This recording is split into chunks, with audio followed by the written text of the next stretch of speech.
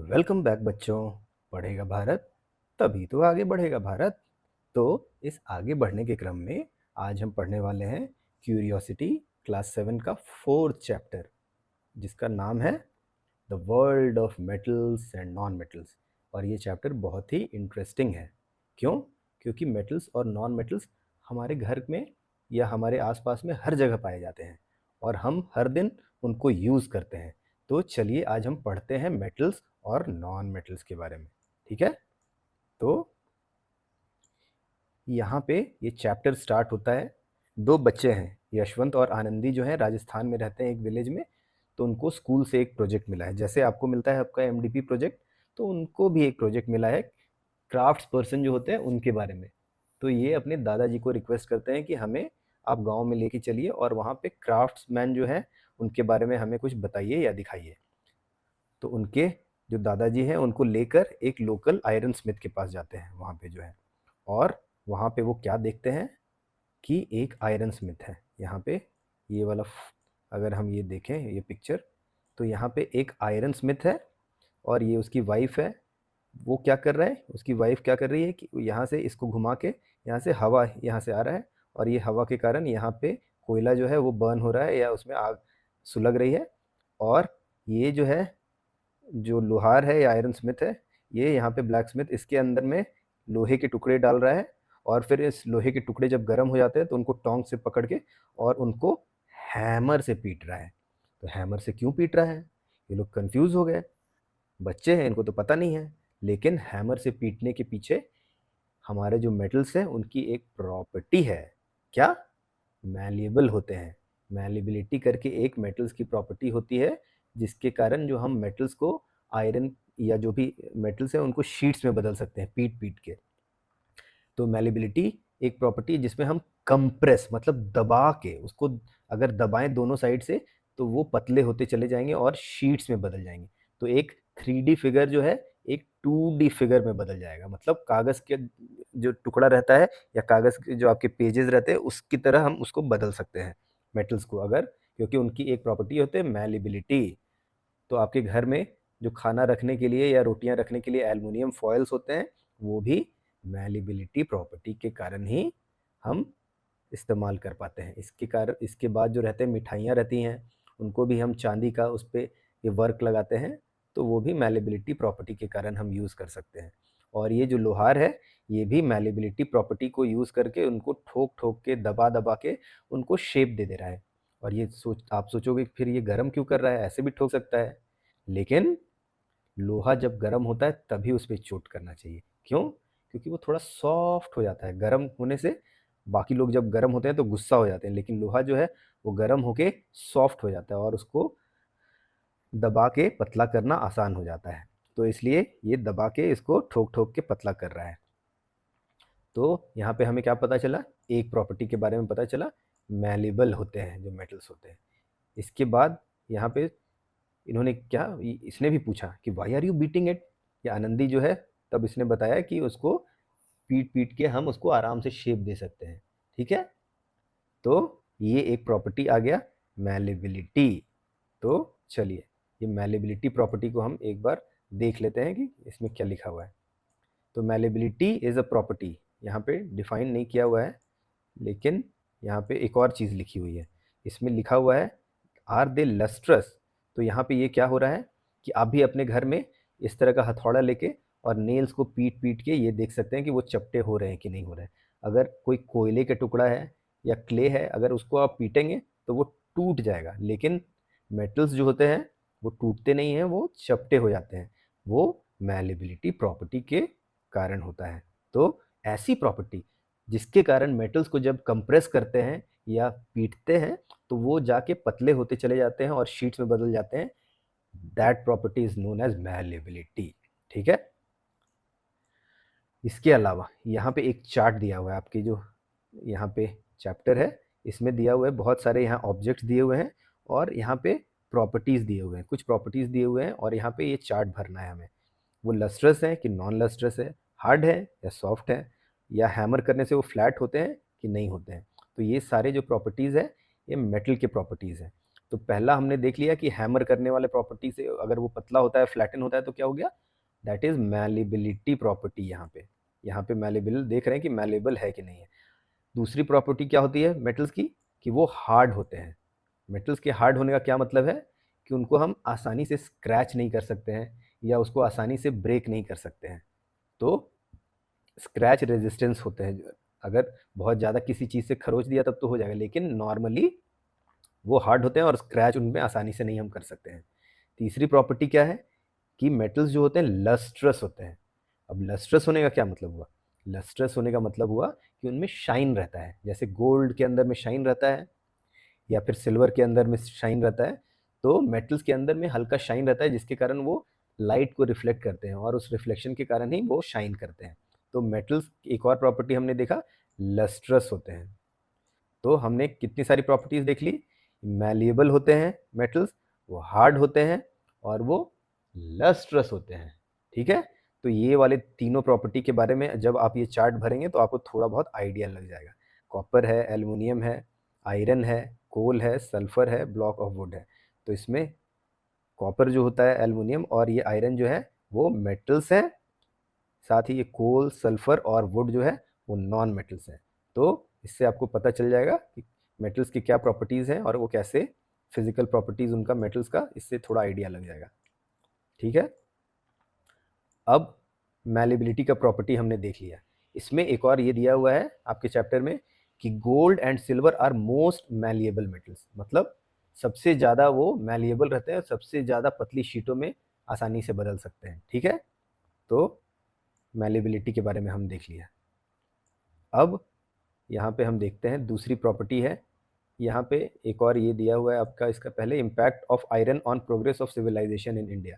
तो यहाँ दिया हुआ है कि हड़प्पन्स जो है इंडस वैली सिविलाइजेशन के समय में मेटल्स यूज़ करते थे ज्वेलरी और यूटेंसिल्स बनाने के लिए, लेकिन आयरन जो है उतना ज़्यादा यूज़ नहीं होता था। How Harappans using a very prominent metal, इसका हार्डली फाइंड एनी एविडेंस, मतलब उतना ज़्यादा हड़प्पन्स आयरन के बारे में आयरन यूज़ नहीं करते थे। आयरन का यूज़ जो है बाद में फिर धीरे धीरे जैसे सिविलाइजेशन प्रोग्रेस हुआ वहाँ पे यूज़ हुआ। और जब ये मौर्यन एम्पायर और ये सब का जो ग्रोथ है उसके पीछे आयरन के का बहुत बड़ा योगदान है। आयरन से तलवारें बनाई जाती थी या तरह तरह के औजार बनाए जाते थे, वेपन्स बनाए जाते थे, जिससे लड़ाई जीतने में मदद मिलती थी। तो मेटल्स का बहुत बड़ा योगदान है ग्रोथ ऑफ सिविलाइजेशन के अंदर भी। अब एक और प्रॉपर्टी हम देखते हैं, क्या, डक्टिलिटी। अब ये डक्टिलिटी क्या होता है, डक्टिलिटी अगर हम देखें तो वायर, यहाँ पे डक्टिलिटी को बस अब वायर याद रखें कि डक्टिलिटी ऐसी प्रॉपर्टी है जिसके कारण हम मेटल्स को वायर में बदल सकते हैं। तो मैलिबिलिटी हमने देखा था कि उसको दबाते हैं तब वो कंप्रेस होकर शीट्स में बदल जाते हैं, 3D जो है मेटल वो 2D शेप में आ जाता है। लेकिन यहाँ पे हम क्या करेंगे कि इसको दबाएंगे नहीं, बल्कि डक्टिलिटी में हम उसको खींचेंगे, दोनों साइड से अगर खींचते जाएंगे खींचते जाएंगे तो और पतला होता जाएगा और फाइनली वायर में बदल जाएगा। और एक 3D मेटल जो है वो एक 1D लाइन, जैसे एक पेंसिल से हम लाइन खींचते हैं ना, तो उसका विड्थ होता है, नहीं होता है, बहुत कम होता है, तो उसको हम बोलते हैं one dimensional figure. One dimensional figure का क्या मतलब हुआ कि उसकी सिर्फ लंबाई है, उसकी चौड़ाई नहीं है। तो जो डक्टिलिटी वाले प्रॉपर्टी के कारण उनको हम वायर में बदल सकते हैं और 1D शेप दे सकते हैं। जो एक मोटा अगर मेटल का ब्लॉक है उसको हम खींचेंगे दोनों साइड से, तो वो जो है खींचने के कारण वो जो है अपने आप में टेंसाइल फोर्स, मतलब खींचने का मतलब है कि उसमें हम टेंसाइल फोर्स लगा रहे हैं, दोनों साइड से खींच के वायर्स में बदल देते हैं। तो वो डक्टिलिटी प्रॉपर्टी हो गया। और यहाँ दिया हुआ है कि gold is so ductile that 1 gram of it can be drawn into 2 kilometre long wire. सोचिए कितना लंबा, 1 ग्राम अगर सोना मिल जाए, 1 ग्राम सोने की कीमत आज के डेट पे बहुत ज़्यादा है, लगभग कितने हैं मुझे याद नहीं है, लेकिन 70,000 के आसपास है। तो 1 ग्राम नहीं, वो 10 ग्राम का है, सॉरी, ठीक है, लेकिन महंगा होता है, 1 ग्राम भी काफ़ी महंगा होता है। और 1 ग्राम के अगर गोल्ड को हम खींचे तो वो 2 किलोमीटर लंबा वायर जो है हम उससे बना सकते हैं। ठीक है, तो इसमें लिखा है the ductile nature of metal enables for creation of tea stain. जो हमारे घरों में चाय छन्नी जिससे आप चाय छानते हैं वो भी मेटल के वायर से बने रहते हैं, जो हम फिल्ट्रेशन, जो चाय की छन्नी, चाय पत्ती को छानने के लिए यूज़ करते हैं। ठीक है, ये फिर यहाँ पे फिगर दिया हुआ है कि ये ब्रिज बनाया हुआ है। Do you know that the ropes made of steel a mixture of metal iron and non metal carbon wires can support heavy loads.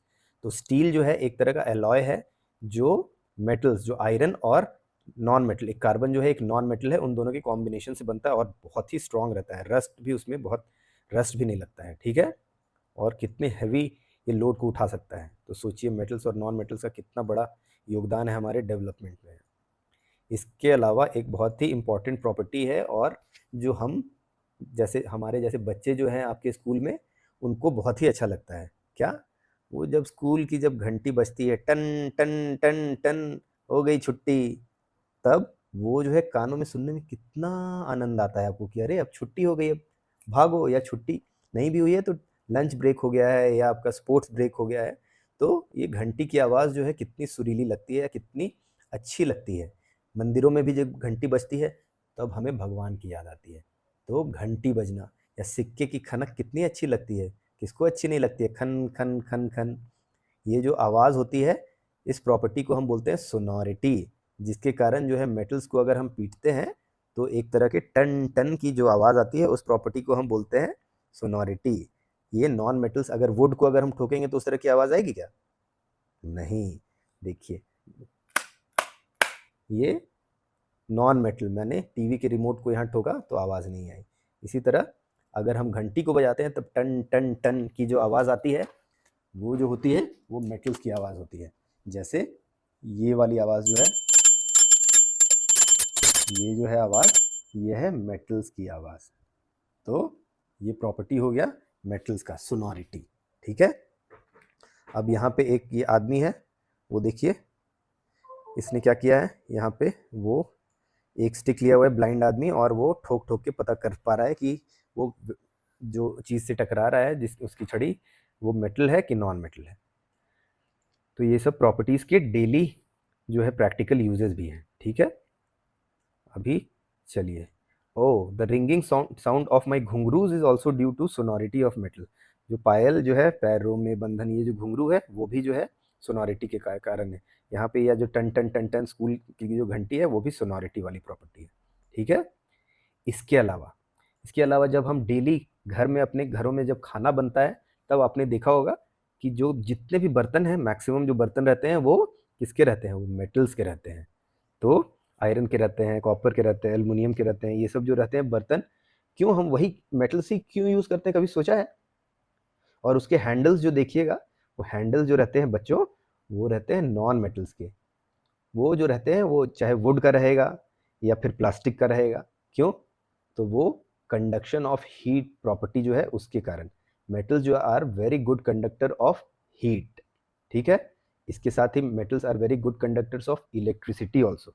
तो कंडक्शन ऑफ हीट जो होता है वो मेटल्स का एक प्रॉपर्टी होता है, गुड कंडक्टर्स होते हैं। और ये हीट का ये प्रॉपर्टी कहाँ से आता है? कंडक्शन जो है, एटम्स जो है ना, वो वाइब्रेट करते हैं। गुड जो मेटल्स के जो एटम्स हैं वो अंदर में वाइब्रेट करते हैं बहुत तेज़ी से, इसके कारण वहाँ पे गुड कंडक्टर्स हो जाते हैं।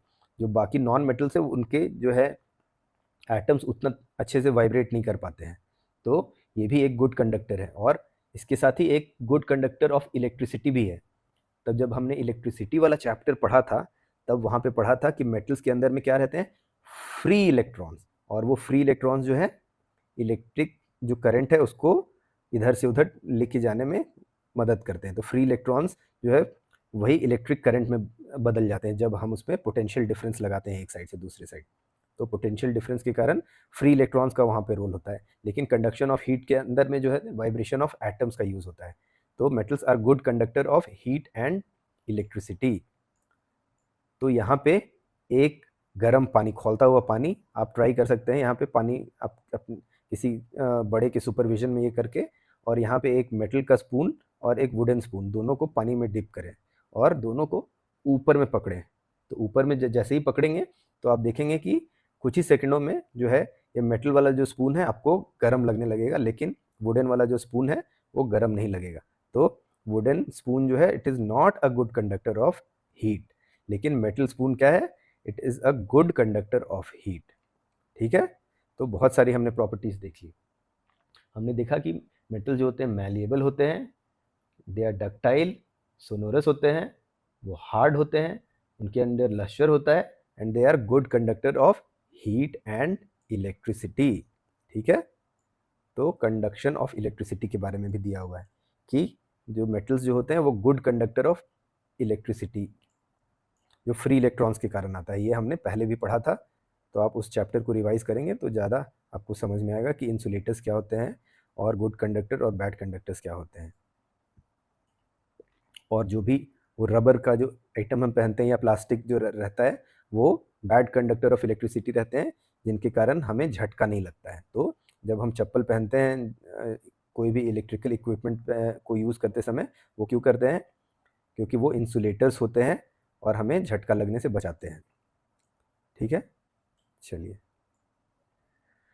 अभी conduction of electricity by different objects, इसी तरह का एक चार्ट दिया हुआ है। आप यहाँ पे मेटल्स और नॉन मेटल्स को यूज़ करके आप ये वाला डायग्राम यूज़ करके भर सकते हैं कि कौन इलेक्ट्रिसिटी कंडक्ट करता है और कौन नहीं करता है।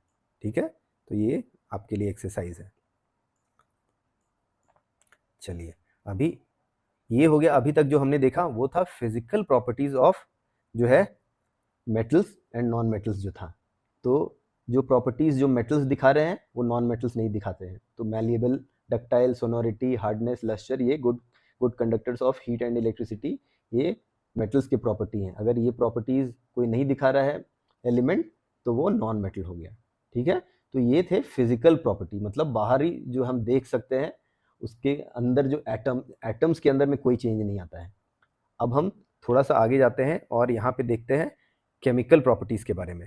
तो यहाँ सबसे पहले effect of air and water on metals. तो सबसे पहले हम आयरन का देखेंगे। आयरन सबसे वेल नोन जो है और हमारे आसपास आसानी से दिख जाता है।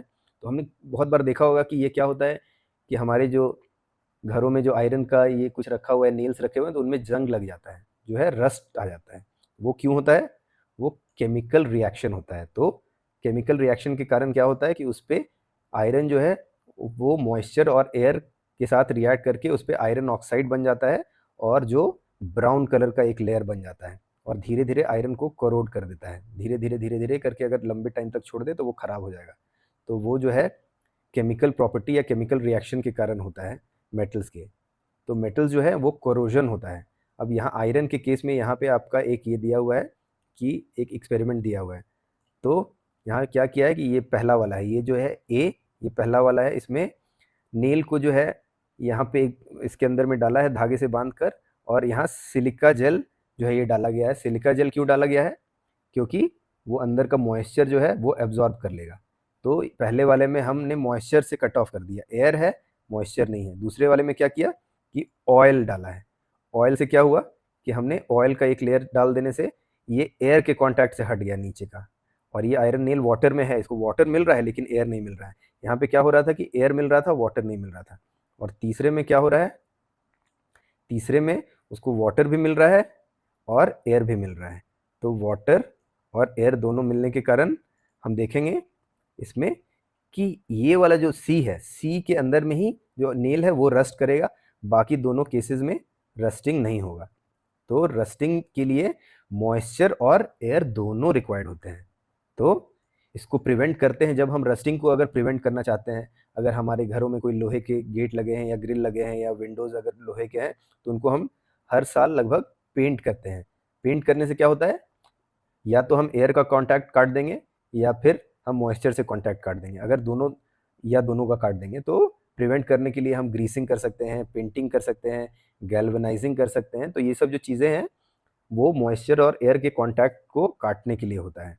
तो लेकिन अगर दोनों मिलेगा तो रस्टिंग हो जाएगा। तो रस्ट क्या होता है कि एक तरह का रिएक्शन है, केमिकल रिएक्शन, जिसमें आयरन के साथ रिएक्ट करके वो एक जो है आयरन का ऑक्साइड बना देता है, जो ब्राउन कलर का पाउडर बन जाता है और कोरोजन करता है, वो धीरे धीरे कमज़ोर करता है आयरन को। ठीक है, तो ये वाला एक्सपेरिमेंट आप करके देख सकते हैं, 10 दिन के लिए रखिए, पता चल जाएगा ये आपके लिए। ठीक है, इसमें वही लिखा हुआ है, the process of formation of rust on objects made of iron is called rusting. Many other metals also exhibit discoloration when kept open in the open atmosphere. तो ये जो है gradual deterioration of metal surfaces caused by air, water or other substance is known as corrosion. वही corrosion जो है उसको ये acids के कारण भी हो जाता है या फिर खुद से बाहर में रखे रखे भी ये कोरोजन हो जाता है। तो ठीक है, तो चलिए अभी यहाँ पे आयरन पिलर दिया हुआ है। ये आयरन पिलर अगर आप यहाँ पे जाइएगा कभी कुतुब मीनार, तो कुतुब मीनार के जो प्रीमाइसेस है वहाँ पे ये वाला आयरन पिलर बीच में है। पहले ये पता है, पहले ये जो है फेंस नहीं हुआ करता था, तो हम जाके इसको पकड़ के और देखते थे कि इसकी मोटाई कितनी है, और अगर दोनों हाथ हमने पकड़ लिया उसको तब वो लकी माना जाता था वो इंसान। और इसकी खास बात सबसे ज़्यादा है कि ये जो है इस पर रस्ट नहीं है, हार्डली एनी रस्ट। इतने साल पुराने हैं ये, चंद्रगुप्त मौर्य यानी गुप्ता पीरियड के समय से 1600 ईयर एगो उस समय से लेके अभी तक इस पे रस्ट नहीं लगा है। तो सोचिए उस समय का कितना टेक्नोलॉजी या जो इंजीनियर्स जो उस समय के रहे होंगे कितना ज़्यादा एडवांस रहे होंगे। ठीक है, ये हमें बताता है एंशियंट इंडिया के बारे में, टेक्नोलॉजी या उस समय कितना एडवांस हुआ करता था। इसके बाद अब हम देखेंगे effect of air and water on other metals. तो यहाँ पे हम क्या देखेंगे कि हमने क्या लिया है कि एक मेटल लिया है, मेटल का एक रिबन लिया है, यहाँ पतला सा शीट। ये शीट कैसे बना है, मैलिएबल रहता है मैग्नीशियम जो एक मेटल है, तो उसका हमने एक पतला सा शीट बनाया और उसको ये जो है यहाँ टोंग से लेके इस पे आग लगाया, यहाँ बुनसन बर्नर पे लगाया, और उस पर जैसे ही आग लगाया वो एकदम वाइट डैजलिंग फ्लेम से वो बर्न कर जाता है मैग्नीशियम इस तरह से। ठीक है, और ये बर्न करने के कारण क्या होता है, ये मैग्नीशियम ऑक्साइड बना देता है, MgO उसका फॉर्मूला होता है। ठीक है, और ये मैग्नीशियम ऑक्साइड, अभी ये ऑक्साइड हो गया। इसके साथ ही हमने पढ़ा था यहाँ पे पिछले चैप्टर में एसिड्स एंड बेसिस के अंदर में कि अगर कोई भी बेस है तो उसके अंदर में हाइड्रोक्साइड प्रेजेंट रहता है। तो ये जो यहाँ पे जलाने के बाद जो भी यहाँ पे मिला हमें पाउडर की तरह, उसको अगर हम वाटर डालें उसमें 2-3 ड्रॉप, तो और उसके बाद अगर हम उसको टेस्ट करें लिटमस पेपर से, लिटमस पेपर क्या होता है, टेस्ट रहता है एसिड या बेसिक नेचर टेस्ट करने के लिए।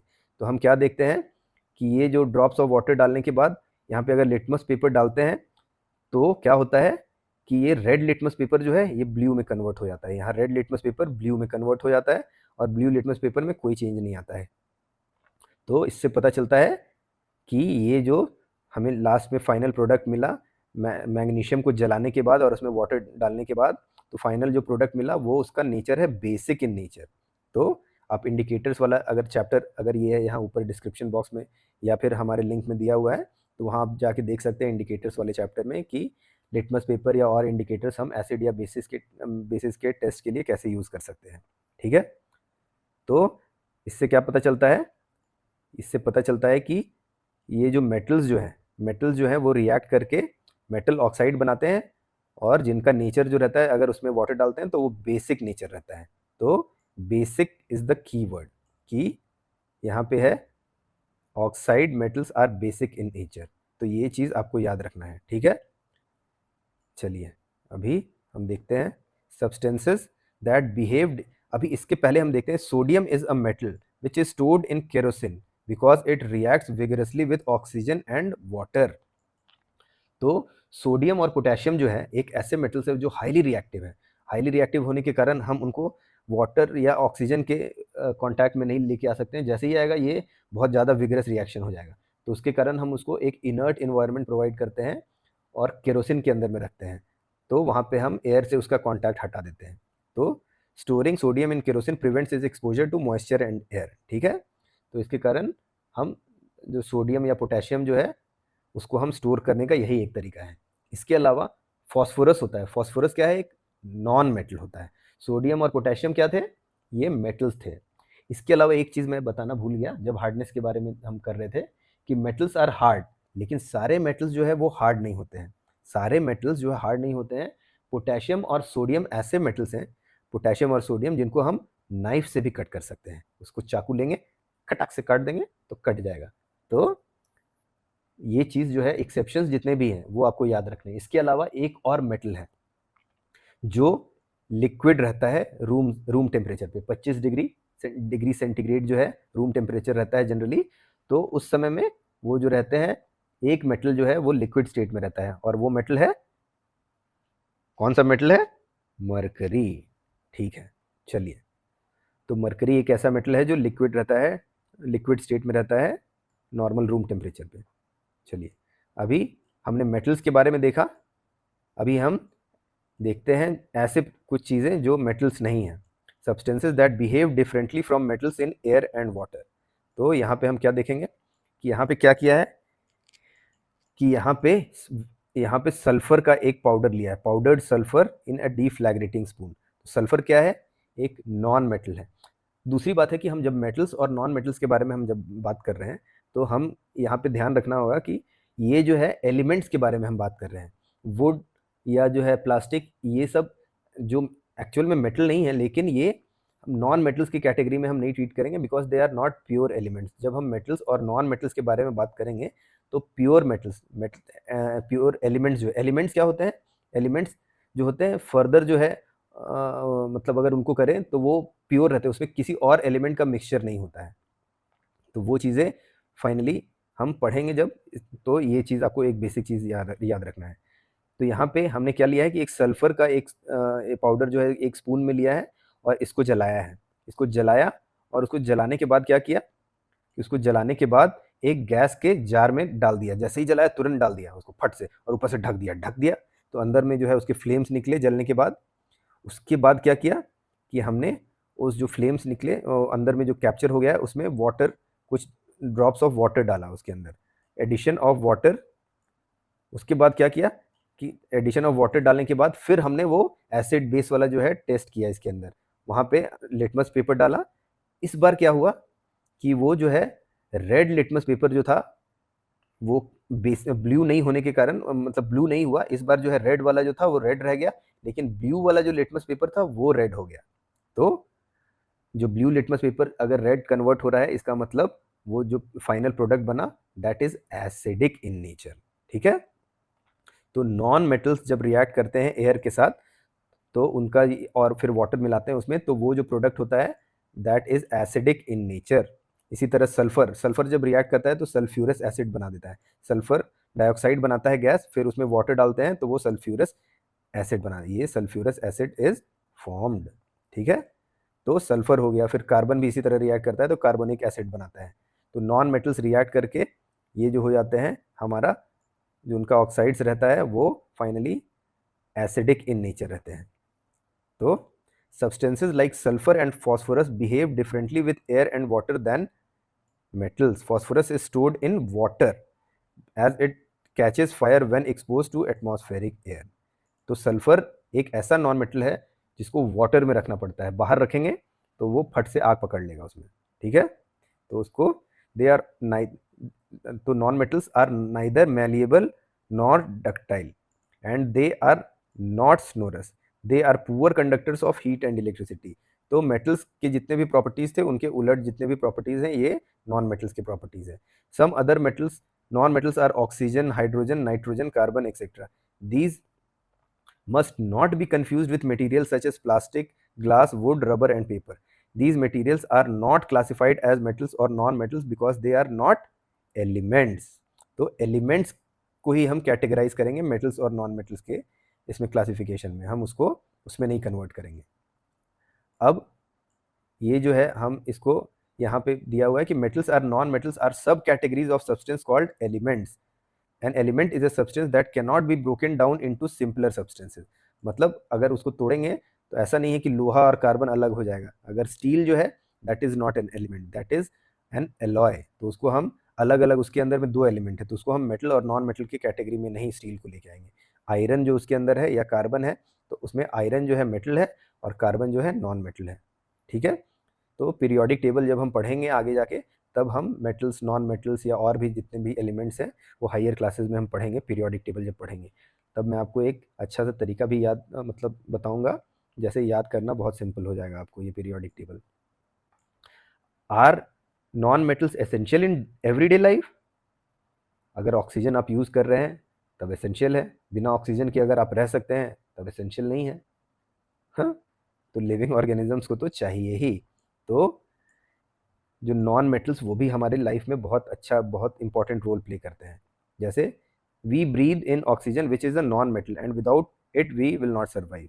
कार्बन, कार्बन क्या है? कार्बन जितने भी ऑर्गेनिक कंपाउंड्स हैं, जितने भी लिविंग ऑर्गेनिजम्स हैं, सब कार्बन से बने हैं। सारा जो हमारा बॉडी है वो भी जल के कार्बन में बदल जाता है। जो पेड़ हैं वो भी कार्बन के बने हैं। तो carbon is an essential in everyday life because it is the building block of all life forms, ठीक है।